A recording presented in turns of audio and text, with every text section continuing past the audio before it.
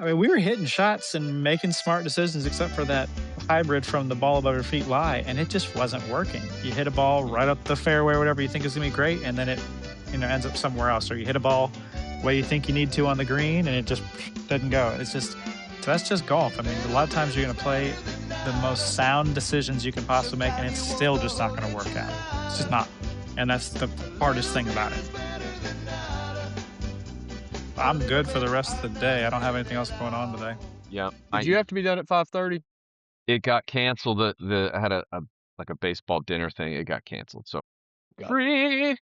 Well, let's get started. We got a lot of golf to cover. I played, I don't know exactly how many, but I did the quick math in my head. I've averaged over 18 holes a day for the last 7 days. I just finished Oh my my 7-day. gosh. Yeah, this is my Yeah. this is my first day of the off week cycle, basically, where I've got the kids for the next 7 days, so I won't be able to play probably at all in the next 7 days, but I got a lot in the previous 7. Mike played golf, so that's that's a headline right there. I mean, we can leave it at that. Ah, Tony and I played in the Trifecta. woo! That's a story. That's a novel. That's a yeah. We already know the title of this podcast before we even started recording, because we had a phrase that we said so many times that day that Tony finally said, "That's the title of the next podcast." And I was like, "Yeah, absolutely." And my week has only continued to follow that trend. So What's the word? Yeah, the We'll get- title of this podcast is That's Just Golf. that's Parts just- 1, 2, 3, 4, 5, 6, and 7. It might be we might rename the whole podcast. That's Just Golf. Podcast at this point. It's for now the best golf podcast ever. So welcome to the Mike, Tony, and Garrett show, the best golf podcast Thanks ever. for giving me top billing today. I appreciate that, boys. Yeah, well, you're on the left side of my screen, so your name popped up first. I don't know. Before we get into all that, I have a quick little story I want to share. So I think it's safe to say I may have reached a new personal all-time low or high, depending on how you look at it, in the level of obsession that I have with this stupid little game. Okay. And here's how I know this. I get home last night, again, the 7th day of my 7-day stretch to play a lot of golf. The previous 2 cycles of this, by the time Thursday rolled around, I was like sick of golf and tired of it, ready to be done. Not this time. This time I'm texting Tony from the 36 tee box. I got to fix my release patterns and I can't control the club face and I got to. So I get home and it's still daylight. And I'm like, there's this little field out behind my apartment that's got it's like 80 yards long, about 40 yards wide. Really perfect place to go hit some little pitch shots to kind of test some release patterns. So I go out there and I drop a couple balls down. I'm Velcroing up my glove and somebody walks by and I hear them say, "That's a great idea." And I'm like, "What?" So I turn and look, and it's a really cute brunette walking by Okay. in athletic wear. And she's like, "That's a really on. good idea." I was like, "What's a good idea?" She's like, "Practicing right here. That's a really cool place to do it." I was like, "Yeah, we've got there's a lot of cool places here. I got the putting green. I got a chipping area, which isn't really a chipping area, but there's a putting green with grass around it, so that becomes a chipping area. I've got the studio where I can go hit balls." And I go on and on for a couple of minutes talking about all the great amenities and how it's helped my golf game and all this stuff. And she says something back about, she had just gotten back from the VR room and was trying to hit golf balls in there. So she's talking about that. And then there's just kind of like this little pause. And she's like, "Well, have fun or enjoy your time," or something like that. And she just kind of walks on off. And I hit the first couple of shots and I start to walk up to retrieve the first 2 balls. And it dawned on me, like, I should have tried to talk to her, like at least give her my name or something, but introduce myself, just do something like a normal human being would do. I had no idea if I had a chance or not. Right. But the fact is, it didn't even dawn on me to try. Right. Because you had So- practice to do. Because I was way more concerned with my release patterns than that girl's number. And then that's a real problem. I mean, I've been chasing scratch forever, but I had time to chase other things too. Before, now it's like, no, I've got one thing on my mind, and if this brunette can't fix my hook, then I don't care what her name is. Maybe And, she could have. Maybe she Yeah. could have. Yeah. I will, if I get another opportunity, we'll fix that. So she lives at the apartment complex too? Yeah, presumably pretty close. I don't know where. She's around here somewhere. But You might see her in the sim room. oh, I'm gonna be working hard on my release patterns out there in that field for the next couple of weeks. We're gonna see if I can come across her again. You give me a mulligan on that one, I might I'll do it differently next time. I was But just waiting for I was waiting for the home run or the drained 18-foot birdie putt, and I got a number. We're gonna go play golf no, on no. no, did Dang, not man. even didn't to quote a little line from Tin Cup. Hell, it never even occurred to me to try. I believe David Sims said that at one point in that movie. It did not even occur to me to try until she was long gone. And Yeah. yeah, so anyway, lessons learned. We'll just have to focus a little bit more next time. But so yeah, played a lot of golf. Right after our last podcast, I was completely committed. I'm not going to be tinkering my swing anymore. I'm going to stick to my process. Go out the next day, play Riverwood, hit a nice ball off the tee. I caught a flyer lie on my second shot, and I thought it was gonna be a flyer, but there's water short, so you can't play for the flyer and be wrong. So, but I caught a flyer from hell. It flew probably 160 yards with pitching wedge. And I'm 30 yards over the back of the green. Hit I thought a decent chip that rolls all the way into the water. So now I'm dropping 4, chipping 5. I ended up walking away with like a 7 or something, 7, 8, some big number. I texted Tony, long story short, I get to the 5th hole. I'm +9 through 5 holes, and I've only hit 1 bad shot. And I'm like, I really don't know what to, like, I've just, no matter where I hit it, nothing's working out. And then we played the next day in the Trifecta, and oh my gosh, that made my 87 the day before look like a walk in the park. Oh, no. I mean, seriously, the 87 on Friday, I don't think at the end of the day, I think I had like 2 or 3 shots that I would say I wanted back all the way. I mean, I hit it great, shot 87. In the Trifecta, Tony and I shot even par in the 2-man scramble portion. After starting, what was it, birdie, par, birdie?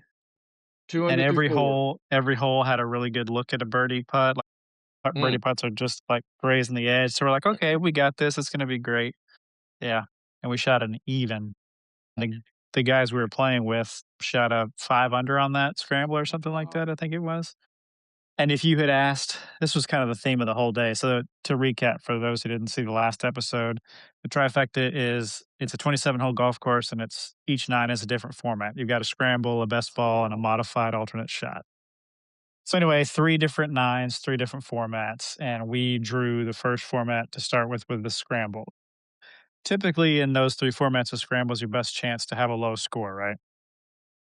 And I guarantee you, if you had just watched our ball striking tee to green and asked 400 random people what we shot, and you showed them what the other twosome that we were playing with shot, or their tee to green balls and, drivers and wedges and everything, and asked what they shot, and you gave them the 2 scores, 400 out of 400 people would say Tony and Garrett shot the 5 under, and the other guys Oh, shot the wow. even. Just because, like, and it's not that they were playing poorly or anything, but we were just that dialed, like hitting shots. And for whatever reason, the putts didn't fall. All of their putts seemed to fall. And that trend continued for the next 2 formats. Now, they had just verticut the greens at the golf course. So, what that means is the grass is sticking up a lot. And so our balls were just wiggling. You'd have like we both missed a 3-foot putt on one of the holes because mine wiggled to the right and missed the hole. His wiggled to the left and missed the hole. Mm. We had to putt through a improperly seated old cup at one point, and same thing. Mine hit the old cup hole and scooted right. His scooted left. It's just stuff like that you can't control. I was thinking about that putt. That putt probably stuck in my head longer than it should have because I could not I mean, this was literally a 2-foot putt. I'm gonna say that We both missed a 2-foot putt in a scramble. yes, Oh. and this is like My God. after I saw him miss it, I miss it. And as I Wow. thought about this, first of all, no disrespect at all intended to the fine folks at Riverwood. Okay, this the greens there are really really tough to putt, especially right now. And my theory on this is it's been really hard, really firm, not a lot of rain, and it's really hard to find your ball mark when you hit the green. I mean, my ball doesn't usually move more than a foot or two after it hits, and I still can't find my ball mark. So, but just because you can't see it doesn't mean there isn't a small indention being made. You just can't see it. So I think if you were like an ant crawling around, you would see a ridiculous amount of bumps that aren't visible to the eye. So you just see a lot of putts, wiggling. Huh. I've seen putts break 4 or 5 different times throughout the putt. Go left, right, left, right. It's just playing plinko through there. But that 2-foot putt, there's an old cup literally exactly halfway to the hole. And I think what happens, if you think about the geometry of a circle, if you hit that old cup slightly off to the right, Gonna the move curve is going to move it to the right. And if you hit that old cup slightly to the left, it's going to curve it to the left. And I think that's what happened, because yours missed right, mine missed left. I don't, but we were talking about the statistical odds of me and him both missing a 2-foot putt are like 1 in 10,000 or something. I mean, I'm 99% at least from 2 feet, and I know you are too. So whatever the math is on that, it's not very good. But Yeah, so when you shoot even on a scramble Yeah, it's with not 2 good. birdies and 2 3-putts in a scramble, it's a no good. So after that first 9, the beer starts flowing. I didn't get to drink any beer because I got the gluten allergy. But Garrett goes, "I'm gonna go get a beer," and I was like, "Go get a few. Like we gotta gotta oil up, swing lubricant for the next 2 rounds." And so then we get to the modified alternate shot, and our very first hole we have a triple bogey. second So hole. No, second hole. was it the second hole? First hole, you hit it to 8 feet, and I missed the putt. Surprise, surprise. Second hole, Yeah. yeah. Yep. Now, I'm gonna have some fun with this, because we joked on the last podcast that alternate shot was gonna be the part where, he had to play my goof ups, right? Well, second hole, we choose my ball off the tee. I think you had hit it. I think you were out of play. I think you hit it off Yeah, the I tee. tried to draw it around the thing because you were safe and there was Yeah. too much draw. Yeah. Now, I know what Tony's gonna say, and he's right, but I'm still gonna say this. We're 195 yards to a front right pin on a hole that's a really, really hard pin. If you're short of it, it's going to kick in the hazard. If you're long, there's another hazard. And if you hit it basically right at the flag, it's going to kick left probably 45, 50 feet from the hole. The only way to get this close is to land it basically in the right fringe and let it kind of kick long and kind of curl back in. And it's 195 yards from the ball's probably what, 6, 8, 10 inches above your feet on a slight uphill upslope. And I've been playing a lot lately, and realizing that I'm really not good at all from 190 yards. Now, I'm not the one hitting it, Tony is. But I kind of jokingly said to Tony, like, I think if this were me, I think it would make more sense to lay up short of the creek and then pitch it on and take my chances than to try to hit that shot. I think this might be one of these situations where, backwards as it seems to think this way, maybe we ought to lay up, and especially since you're hitting my Pro V1, maybe we don't hit it into the trees and the rocks and stuff, treat it gently. He's like, "No, I got this. It's just a hybrid. It's just a little hybrid." I'm just like, Wow. Yeah. Granted, we're also blocked out. yeah, There's trees all down the right side. So the only way I could have really got it closer was to try to hit a cut off a ball above your feet lie with the hybrid from 195. Probably not the wisest shot that I tried to pull off. But, when you shoot even through a scramble, the brain stops working logically and it starts working in press mode. Shut mode. And yeah, we were like, how much worse could it be? But then we actually battled back on that 9. I made probably like what, a 40-foot birdie putt on the par whoop. 3, the toughest par 3. Then I made another 18-foot birdie putt on the par 5, and we started clawing our way back. And then we get to the last hole, and Garrett hits a tight shove, and it'll 4 feet. It's breaking left to right. The group, or the guys we were playing with, they hit a putt from the same line, but like 12 feet. It broke hard right. So I'm like, okay, I've got to play this, left edge, just outside or right on the edge. Hit the putt, goes dead straight. So we missed that one. And then I dropped 3 more balls, hit it again. The next 3 all broke right. It's just like, you got to be kidding me. Yeah. And they didn't even touch the hole. So, it's just there was just some really weird, goofy things that were happening, but we did better on that 9, we battled back, modified alternate shot is a really tough format, but we hung tough and kept our heads in it after a triple bogey to shoot. I guess it was 1 over. We missed that birdie putt. I missed that birdie putt to shoot even, but we were really proud of that. A few more beers for Garrett at the turn and some lunch. And then we went to the best ball side and played really good. We started making a charge. I think we were at 2 under at one point total. So we had shot 3 under on that side. Mm. Um, and then that's just golf. Stuff happened. It is what it is. Yeah, There the were best. so many really good swings and poor outcomes. Just Mm. so many good putts and poor outcomes. There's nothing you can do about it. And it's the most frustrating thing because at least in other sports, you guess wrong on the fastball or the changeup. It is what it is, right? You can at least account to I guessed wrong, or you call a play in football. The Seahawks and the Patriots famous Super Bowl where they called the throw, they called the pass, and probably should have run it, but at least they can say, well, that was the wrong call. I mean, we were hitting shots and making smart decisions, except for that hybrid from the ball above your feet lie, and it just wasn't working. You hit a ball Mm. right up the fairway, whatever you think is gonna be great, and then it, ends up somewhere else. Or you hit a ball where you think you need to on the green, and it just doesn't go. It's just so that's just golf. I mean, a lot of times you're gonna play the most sound decisions you can possibly make, and it's still just not gonna work out. It's just Mm. not, and that's the hardest thing about it. Well, and I wasn't stat tracking that particular day because of the format, so it would have been hard to track stats. I I did think about a couple things afterwards.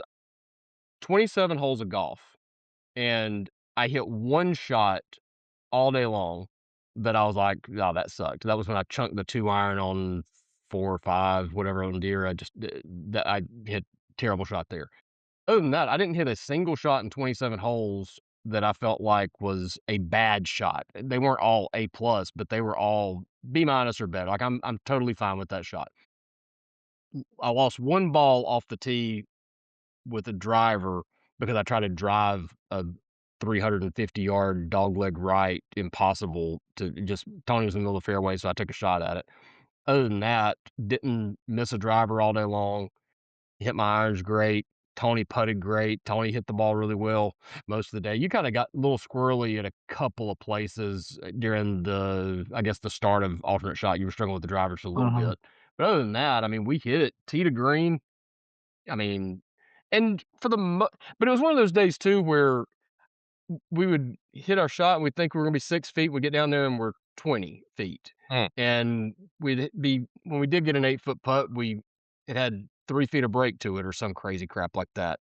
And, to your point to the that's just golf, it's funny. I actually finally, after ever how many rounds, got to see the other side of that a little bit yesterday because I hit my tee shot down the middle of the fairway, hit a lousy 6 iron so thin I thought it was gonna skip across the pond, and it just barely clears the pond, bounces up to 3 feet. And I tap it in for birdie. Mm. Next hole, missed the green, get up and down for par. 3, I stripe a 3 wood, stripe another 3 wood, get it up close to the green, and yank a gap wedge 10 yards left of the green, hit it on 2 putt, ended up making bogey there, and I joked to the lady I was playing with that that was the hole I actually hit the best shots on, and I made bogey. The holes Mhm. that I hit it terrible on, I was 1 under, and the holes that I striped it on, I was 1 over. Mm. But that's just golf, right? It's On the just flip golf. side of that, sometimes you hit that shot that has a backstop and gravity loses occasionally and the ball stays up there. And now I've got a 30-foot putt that I have to basically tap 2 feet and it's going to roll all the way, 10 feet past the flag. And you think, gosh, if it would have been 2 feet shorter, I would have been 10 feet for birdie instead of for Mhm. par. And, and again, that's just golf. And you have to I'm trying so hard and daggone it, it's hard to accept that, you know? It's like I hit that shot exactly where I was looking. Why is it in a hazard? Or why how did I make bogey when I did not hit a single bad shot on this entire hole? And once in a while it bounces the other way on you, but it does seem like it goes in spells though, doesn't it? I mean, I feel like it went 4 or 5 days in a row there where it was just I could not catch a break. with a fishing net. It just everything was bouncing the wrong way. Yeah, and we kind of joked about this as we waxed poetic on just life and karma and philosophy or whatever. It was like there's times where things in your life are not going good. Like I had a really bad 2025 and 2026 has been better, but it's not perfect, obviously, right? With all the things I got going on in my life. And it's just like, man, can I just get a good break for once on the golf course? Can the ball just instead of bouncing right into the hazard, can it just bounce left? And it starts to wane on you and or wear on you and feel like just nothing can go right. And Yeah. that's so you have to be careful to not let that happen And because yeah, if you also, do, it'll make your golf just miserable because you're like, well, I can't even this doesn't go right. You hit a perfect shot and even that doesn't work right. So it's easy to fall into that trap. well, So and it's the got other to be thing careful about of it it. too is I caught myself doing this Saturday in the trifecta that once you lip out a couple of 20-footers, once you hit a ball that you think is going to be 20, it's going to be 5 feet, and you get down there and it's 20 feet. Mm. Once you hit the perfect shot and it doesn't take the slope, and now you've got an impossible up and down. I swear it makes the target shrink so much that you feel like you're. I mean, by the time we got to the best ball portion, I was literally like trying to stick every single shot to 2 feet because I felt like that's the only chance we got to make birdie. If it's 4 feet, we'll miss it. We've got to Mhm. damn near hole out basically to feel like we can do anything. And then when you press so hard, that just it compounds it and makes it worse. Instead of you're not.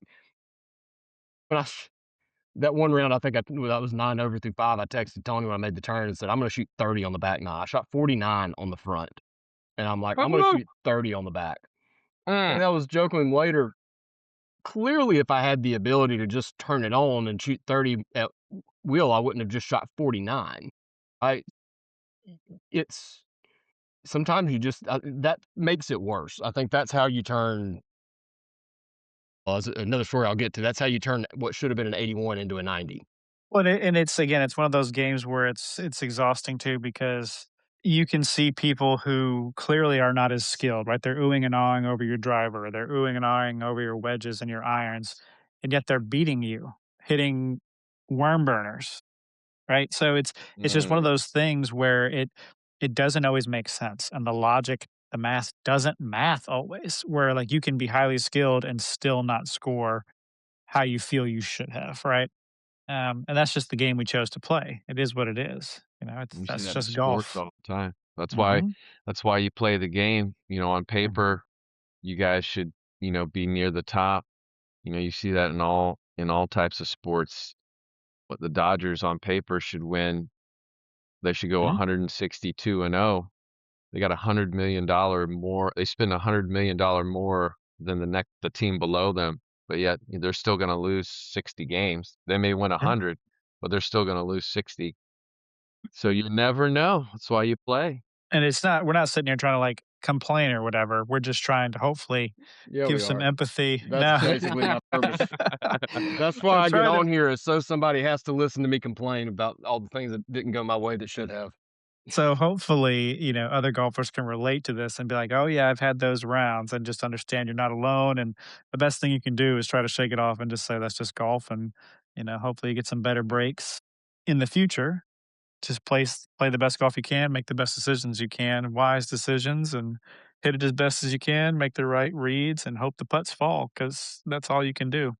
There's no, yeah, as Garrett was saying, there's no magic will. You can't just all of a sudden will the ball into the hole. I know Tiger sure seemed like he was able to, but I don't think that's actually scientifically based. I think it's just our perception.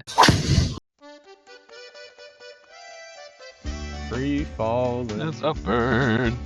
Where's the I'll say bird? there's lots of free lyrics you could go from after that. Here you go.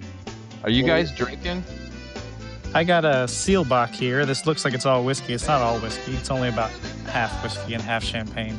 I'm responsible today. I'm drinking water. And knowing you're going to be spitting in the empty cup here pretty soon. No, I've got a separate bottle for that.